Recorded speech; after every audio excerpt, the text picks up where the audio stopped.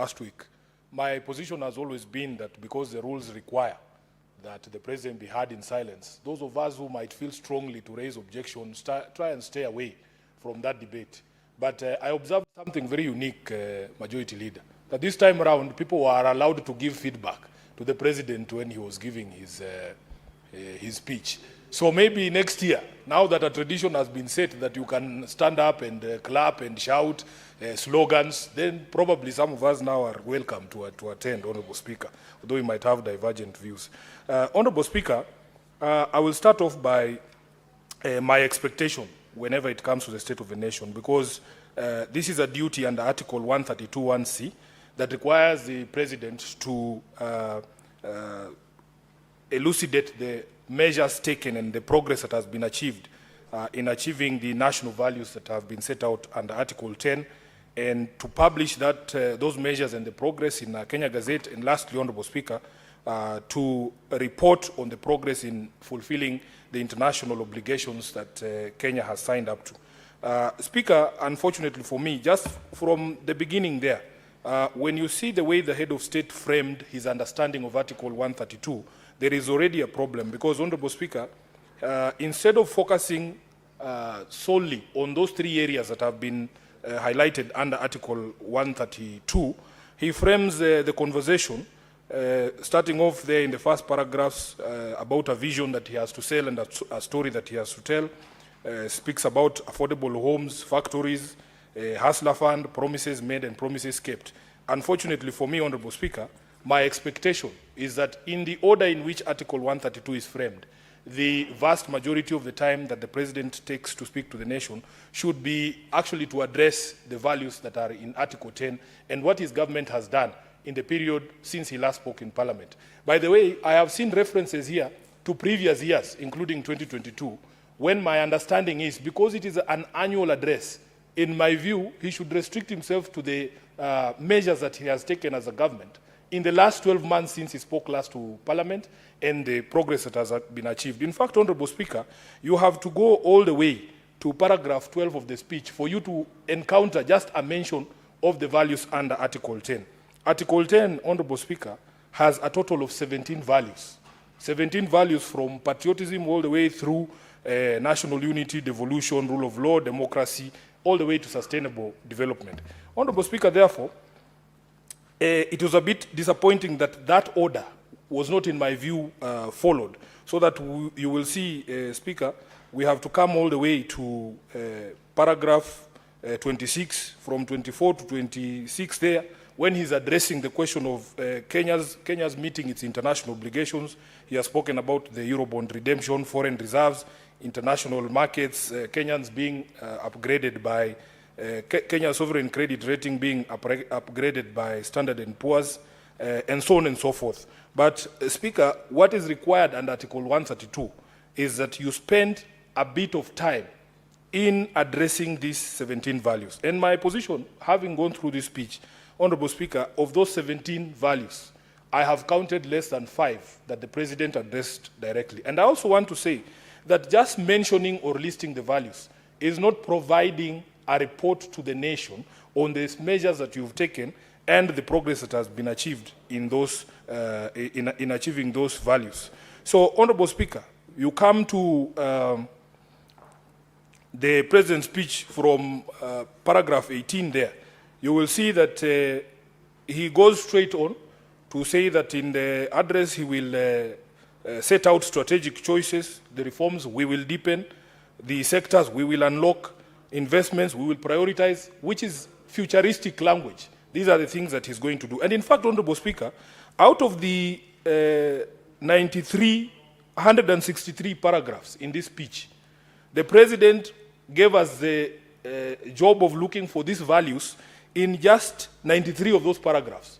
From paragraph 94, Honorable Speaker, all the way to 163, all he's talking about is his new vision, the promises that he's now making on questions like building of 50 megadams, 10,000 megawatts of electricity in the next 7 years, 2,500 kilometers of roads that he says is going to do all, 28,000 kilometers for tarmacking that he has identified.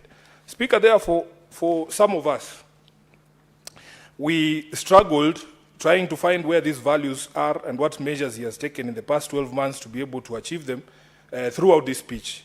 And I will go one by one, Honorable Speaker, so that you can be able to see that what I am saying is actually factual. Speaker, I have spoken about the rights themselves. So the first time he attempts to discuss measures that he has taken to address any of the rights, any of the, what are they called? Any of the values in Article 10 is at paragraph 59, where he says he's turning to discuss healthcare as the foundation of human dignity, one of those values in Article 10. Honorable Speaker, just this morning, those of you who read the newspapers saw the sad story of one Wanjiku Kabita, who is stuck in India because her family is unable to pay medical fees. She suffers from kidney complications. Speaker, to me, really you cannot gloss over the issues in health. We as a House, yes, pass certain laws to bring into existence of the social health assurance, but the conversation about SHA cannot be complete without addressing the challenges that SHA is facing. Speaker, you know that SHA owes hospitals and other healthcare facilities a lot of money, and we have had repeated, in the past 12 months, repeated cases of hospitals shutting down or refusing or rejecting or turning away patients who are on SHA because they say that SHA is not remitting money back to them. You remember the rural and urban private hospital associations has had in the period between January and this month had more than once threatened to actually go on strike because these monies were not being remitted. Just the other week, I saw a statement from the Catholic bishops as well, Honorable Speaker, calling on the government to remit monies owed to faith-based health facilities. So these challenges, you cannot have a conversation about healthcare, and he has said is the foundation of human dignity, without addressing the indignity that Kenyans continue to face because of lack of affordable care. Last week, I think this House was again discussing a statement from the Senator of Kiambu about mothers and newborns still being detained in hospitals because, Honorable Speaker, we do not have sufficient funding from SHA to be able to take care of these bills. Then, Honorable Speaker, the second one, he spoke about the education sector. And, Honorable Speaker, everybody knows the issues that have bedeviled the education sector in the past 12 months. Speaker, as we speak today, the JS interns who are supposed to be employed on permanent and pensionable, their contracts are expiring this December. Now, one cabinet secretary stood up and told the teachers that there was about 6 billion, that was the CS for Treasury, 6 billion earmarked on, for the absorption of these JS teachers. There are about 20,000 of them on permanent and pensionable basis. Speaker, another CS from the same government, this time the one in charge of education, says there is nothing like that. So the uncertainty, I thought that the president would utilize this opportunity to clear that uncertainty and tell the teachers, the 20,000 JS teachers, whether his government is going to put them on permanent and pensionable or not, so that they can enjoy their Christmas with the rest of the family, of their families with that certainty. Honorable Speaker, we are being faced with a spectre that come January, the free day secondary education that has been existing since Kibaki's time might not continue, because we have seen a circular from government that we are going back to the 2015, what is it called, the Gazette from 2015, that does not factor in that amount that was being paid by government for the day scholars in the secondary schools. Now, a president who has such an opportunity, I thought he would take that time to be able to calm the nerves of the anxious parents in this country and tell them that there will be no removal or the discontinuation of the free day secondary education in Nairobi.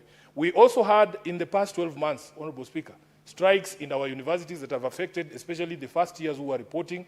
You are aware, Honorable Speaker, that they were on the streets, the lecturers, for over 60 days. I think it was a good opportunity for the president, as the head of state, to take that opportunity to explain to the country what he's going to do in order that we resolve the crisis that happen from day to day in the education sector. I want to move very quickly, Honorable Speaker. If you go to paragraph 94, Speaker, those things I have debated here, I've discussed here, are the only references I see to the values in Article 10 of the Constitution. So from paragraph 94, where the head of state says, having set out the work of the last 3 years, it will be easy, almost comfortable to pause, congratulate ourselves, and settle into the warmth of modest progress. Now, from this particular paragraph, Honorable Speaker, he believes that he has fulfilled the requirement under Article 132(1)(c) of reporting on the measures his government has taken and the progress that has been achieved, which I argue has not happened. From there on, Honorable Speaker, we get into discussions. I think there are at least 15 to 20 paragraphs here where the President is just talking about the history of the Asian tigers. This is 20 paragraphs. That Asian tigers debate, Honorable Speaker, has nothing to do with the values in Article 10. Then, of course, the favorite conversations are around things that allow for, people to be able to engage in construction. I think the President's favorite thing is construction. He has told us himself that housing and markets and the others are his favorite thing, and they are the indicators that his government is working. So he quickly goes into the things that he thinks are Kenya's priorities. He starts with the 50,000 mega dams, Honorable Speaker, the 10,000 megawatts of electricity in the next 7 years, then the 2,500 kilometers of roads for tarmacking. Speaker, this is not what that speech is supposed to be for.